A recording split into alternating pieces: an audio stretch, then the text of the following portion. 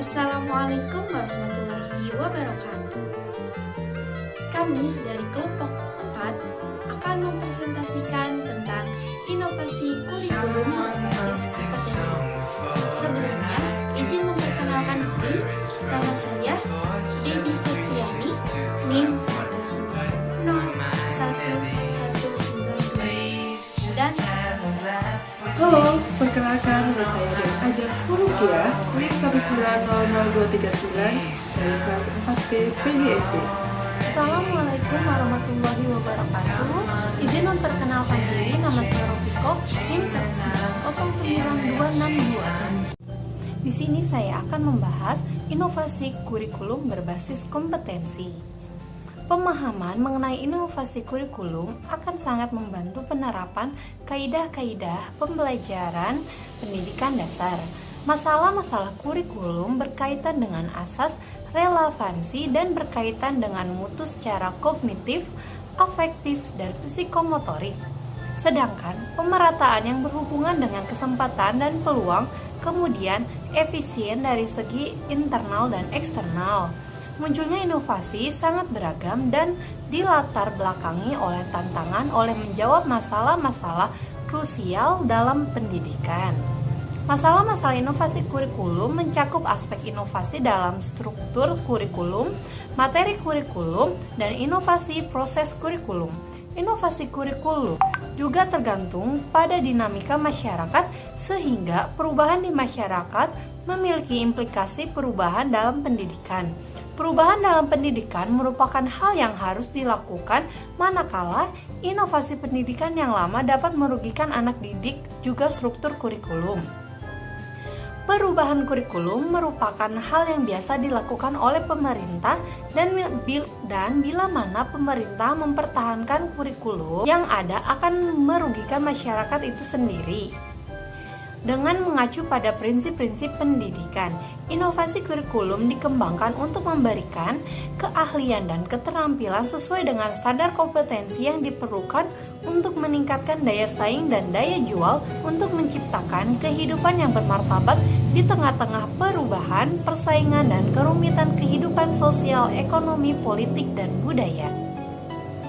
Selanjutnya ada pengertian kurikulum berbasis kompetensi. Kurikulum berbasis kompetensi adalah konsep kurikulum yang dikembangkan Departemen Pendidikan Nasional Republik Indonesia untuk menggantikan kurikulum 1994. Kurikulum ini dirancang sejak tahun 2000 dan diterapkan pada tahun 2004. Dalam tahap-tahap perkembangannya, kurikulum ini dikenal dengan kurikulum KBK atau kurikulum 2004. Pada kurikulum berbasis kompetensi ini diarahkan untuk mengembangkan pengetahuan, pemahaman, kemampuan nilai, sikap, dan minat peserta didik agar dapat melakukan sesuatu dalam bentuk kemahiran, ketetapan, dan keberhasilan dengan ketanggung-jawaban. Kemudian KBK juga memfokuskan pada penguasaan kompetensi-kompetensi tertentu oleh peserta didik. Oleh karena itu, kurikulum ini mencakup sejumlah kompetensi dan seperangkat tujuan pembelajaran yang dinyatakan sedemikian rupa, sehingga pencapaian dapat diamati dalam bentuk perilaku atau keterampilan sebagai suatu kriteria keberhasilan. Kegiatan pembelajaran perlu diarahkan untuk membantu peserta didik menguasai sekurang-kurangnya tingkat kompetensi minimal agar mereka dapat mencapai tujuan yang telah ditetapkan. Sesuai dengan konsep belajar tuntas dan pengembangan bakat, setiap peserta didik harus diberi kesempatan untuk mencapai tujuan sesuai dengan kemampuan dan kecepatan belajar masing-masing. Kurikulum berbasis kompetensi dapat diartikan juga sebagai suatu konsep kurikulum yang menekankan pada pengembangan kemampuan melakukan tugas-tugas dengan standar performansi tertentu, sehingga hasilnya dapat dirasakan oleh peserta didik berupa penugasan terhadap seperangkat kompetensi tertentu. Kurikulum berbasis kompetensi berorientasi pada pertama, hasil dan dampak yang diharapkan muncul pada diri peserta didik melalui serangkaian pengalaman belajar yang bermakna. Kedua, keberagaman yang dapat dimanifestasikan sesuai dengan kebutuhan. Menurut Depdiknas tahun 2002, sebagaimana dikutip oleh Soleh Hidayat bahwa kurikulum berbasis kompetensi memiliki ciri-ciri sebagai berikut. Pertama, menekankan pada ketercapaian kompetensi siswa baik secara individual maupun klasikal. Dua, berorientasi pada hasil belajar dan keberagaman. Ketiga, penyampaian pembelajaran menggunakan pendekatan dan metode yang bervariasi. Keempat, sumber belajar bukan hanya guru, tetapi juga sumber belajar lainnya yang memengaruhi unsur edukatif. Yang terakhir, penilaian menekankan pada proses dan hasil belajar dalam upaya penugasan atau pencapaian suatu kompetensi. Pengembangan kurikulum berbasis kompetensi.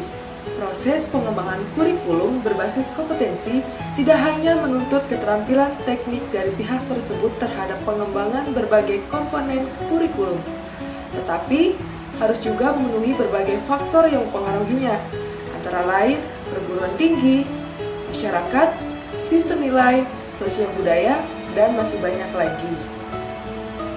Pengembangan kurikulum berbasis kompetensi hanya memfokuskan kepada kompetensi tertentu berupa paduan, pengetahuan, keterampilan, dan sikap yang dapat didemonstrasikan peserta didik sebagai wujud pemahaman terhadap konsep yang dipelajarinya.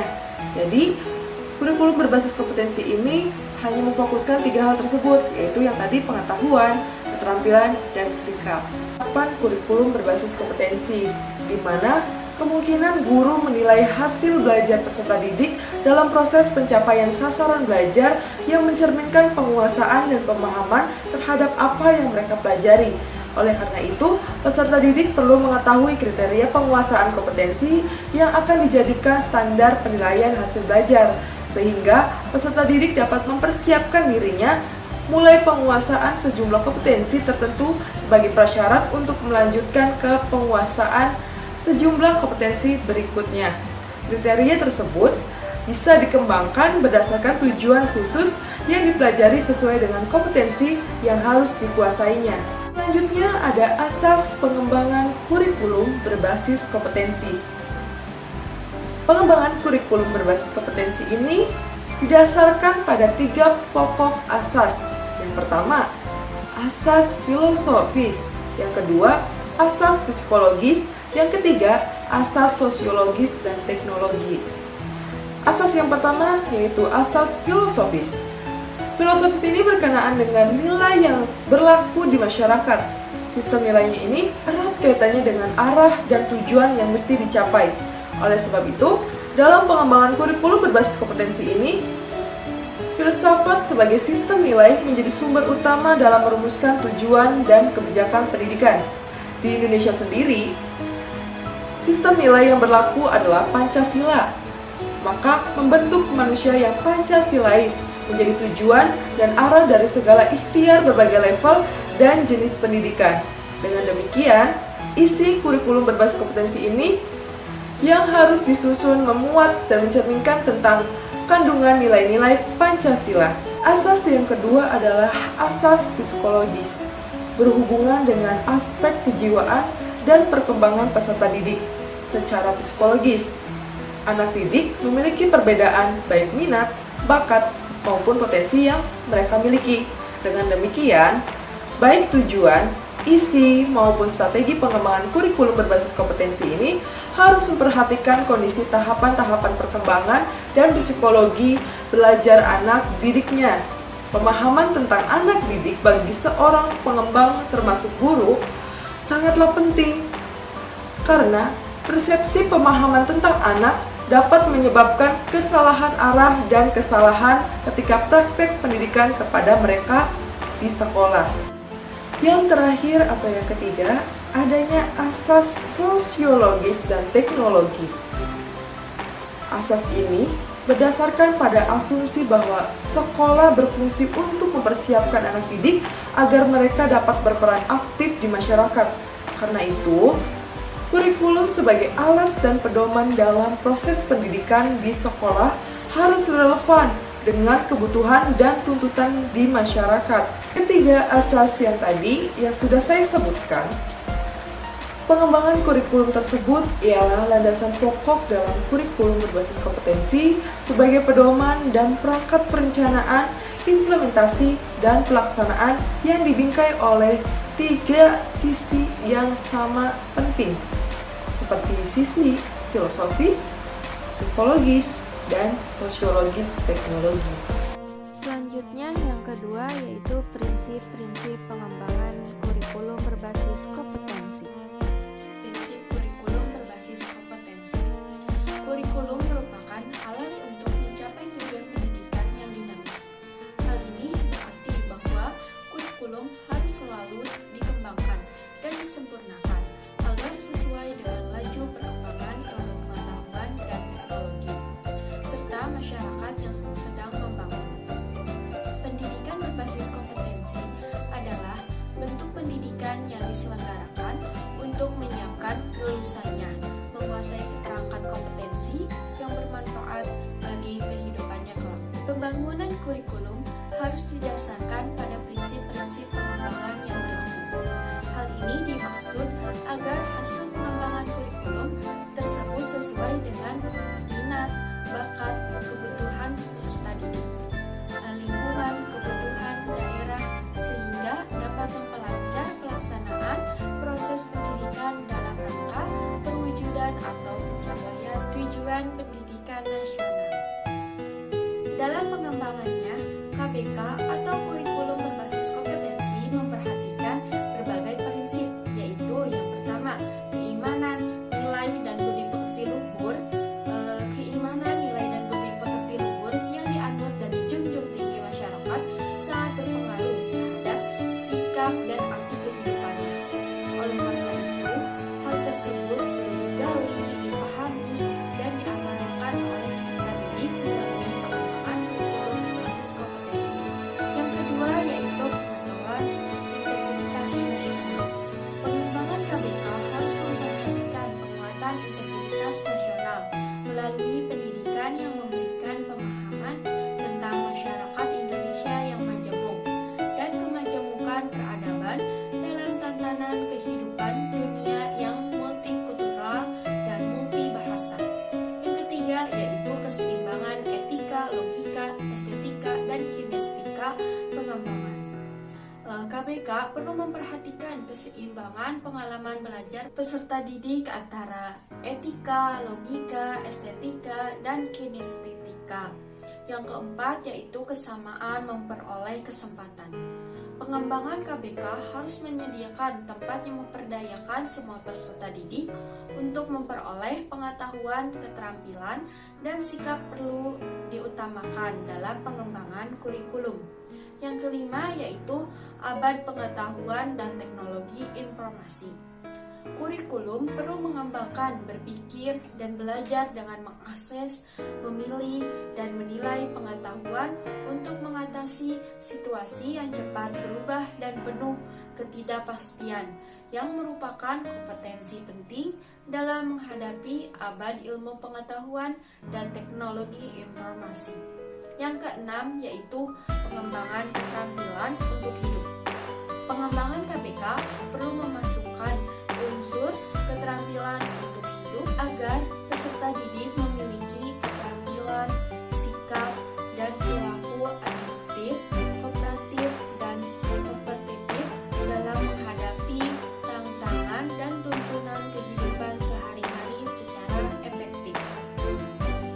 Yang ketujuh yaitu berpusat pada anak dengan penilaian yang berkelanjutan dan komprehensif.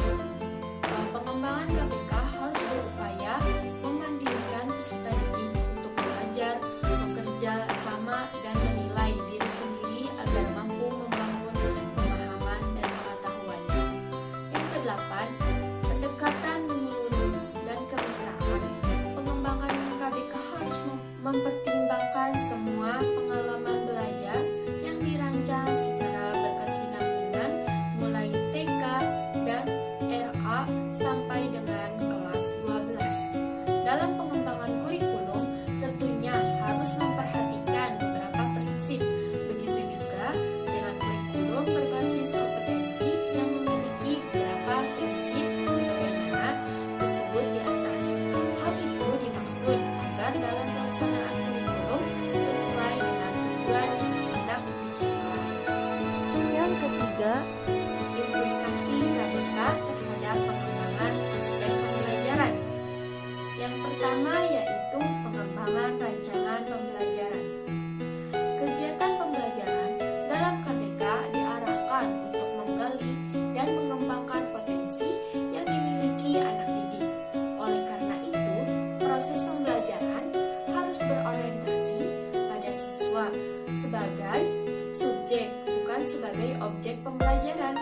Untuk itu, ada beberapa hal yang harus diperhatikan dalam merancang kegiatan pembelajaran. Sebagai berikut, yang pertama yaitu rancangan kegiatan pembelajaran hendaknya memberikan peluang bagi siswa untuk mencari, mengolah, menemukan sendiri pengetahuan. Kegiatan pembelajaran hendaknya dirancang agar siswa dapat mengembangkan keterampilan dasar mata pelajaran yang bersangkutan. Yang kedua yaitu rancangan pembelajaran harus disesuaikan dengan ragam sumber belajar dan sarana pembelajaran yang tersedia. Yang ketiga yaitu pembelajaran harus dirancang dengan mengorganisasikan sebagai pendekatan belajar. Yang keempat yaitu pembelajaran harus dapat memberikan pelayanan terhadap kebutuhan individual siswa seperti bakat, minat, kemampuan latar belakang sosial ekonomi. Seorang guru akan merancang pembelajaran sesuai dengan karakteristik, keinginan, dan motivasi peserta didik. Yang kedua yaitu pengembangan proses pembelajaran KBK sebagai sebuah kurikulum yang menekankan kepada pencapaian kompetensi, memiliki implikasi terhadap proses pembelajaran yang mesti dilakukan guru dan siswa. Konteks pembelajaran yang diinginkan KBK, guru bertindak dan berusaha menyediakan waktu dan tempat agar siswa belajar. Belajar itu sendiri bukan menumpuk ilmu pengetahuan, akan tetapi merupakan proses perubahan perilaku melalui pengalaman belajar. Melalui pengalaman belajar 132, itulah yang diharapkan terjadinya pengembangan berbagai aspek yang terdapat dalam individu masing-masing pembelajar. Implikasi ini sangat penting sebab akan mempengaruhi berbagai tindakan guru dalam pengelolaan pembelajaran, baik dengan pengembangan strategi pembelajaran maupun dalam menggunakan berbagai sumber belajar. Dengan demikian, proses pembelajaran tidak diarahkan semata-mata agar siswa mampu menguasai sejumlah materi pembelajaran, akan tetapi pembelajaran lebih diarahkan kepada penguasaan kompetensi tertentu sesuai dengan kurikulum. Yang ketiga yaitu pengembangan evaluasi. Evaluasi merupakan suatu proses memberikan pertimbangan mengenal nilai dan arti sesuatu yang dipertimbangkan seperti orang, benda, kegiatan, keadaan kesatuan tertentu. Karakteristik evaluasi meliputi: pertama, evaluasi merupakan suatu proses atau tindakan. Yang kedua yaitu proses tersebut dilakukan untuk memberi makna atau nilai. Evaluasi suatu proses. Evaluasi terdiri dari yang pertama, pengumpulan data dan informasi tentang pencapaian hasil belajar siswa. Yang kedua, pembuatan keputusan tentang hasil belajar siswa berdasarkan informasi yang telah diperoleh dari berbagai materi pembelajaran yang sesuai.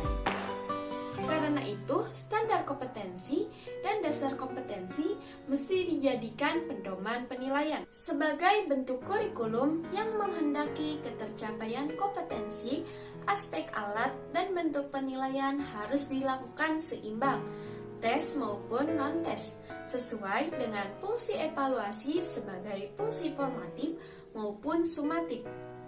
Kedua, fungsi evaluasi ini sangat penting, artinya sebagai jawaban penerapannya diberlakukan KBK. keempat, pengembangan kecakapan hidup yang meliputi keterampilan diri, keterampilan berpikir rasional, keterampilan sosial, keterampilan akademik, dan keterampilan vokasional. Kurikulum mengembangkan kecakapan hidup melalui pembudayaan membaca, menulis, dan berhitung, sikap dan perilaku adaptif, kreatif, inovatif, dan kompetitif. Yang kelima yaitu pilar pendidikan. Kurikulum mengorganisasikan fondasi belajar ke dalam 4 pilar. 4 pilar pendidikan yaitu belajar untuk memahami, belajar untuk berbuat, belajar hidup dalam kebersamaan, dan belajar untuk membangun dan mengekspresikan jati diri yang dilandasi ketiga pilar sebelumnya. Yang keenam yaitu komprehensif dan berkesinambungan. Komprehensif mencakup keseluruhan dimensi, kemampuan, dan substansi yang disajikan secara berkesinambungan, mulai pendidikan taman kanak-kanak sampai pendidikan menengah. Yang ketujuh, belajar sepanjang hayat. Pendidikan diarahkan pada proses pembudayaan dan pemberdayaan peserta didik yang sangat berlanjut sepanjang hayat. Belajar sepanjang hayat, pendidikan berlangsung sepanjang hidup manusia untuk mengembangkan, menambah kesadaran, dan selalu belajar memahami dunia yang selalu berubah dalam berbagai bidang. Sekian dari kelompok kami, kurang lebihnya mohon dimaafkan. Wassalamualaikum